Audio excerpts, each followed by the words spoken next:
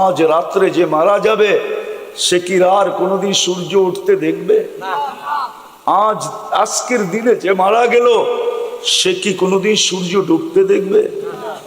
নিচের মাটিটা পর্যন্ত বলে, প্রতিদিন বলে তামশি আলা জাহরি।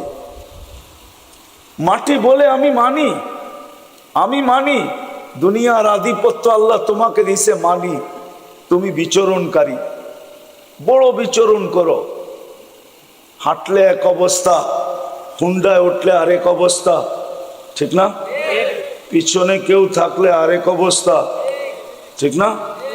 দেখেন যুবকরা যখন একা হাঁটে একরকম, আর যখন বাইকে থাকে, আর যদি পিছে চার্জার থাকে ফুল চার্জ, ঠিক না?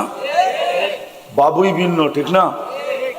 তো জমিন বলে তামশি আলা যাহরি, তুমি আমার পিঠে চলতেছ।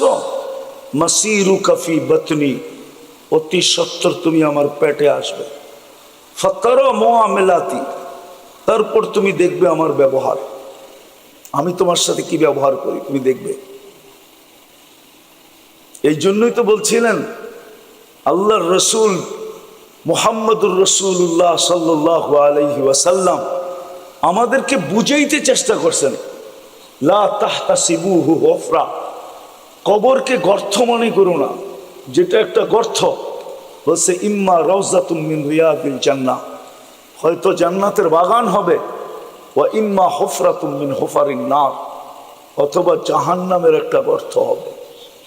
তো যেটা আমি বুঝাইতেছিলাম, আলোচ্য বিষয় যেটা ছিল, মানুষ হিসাবে জন্ম নিলে মানুষ হয় না।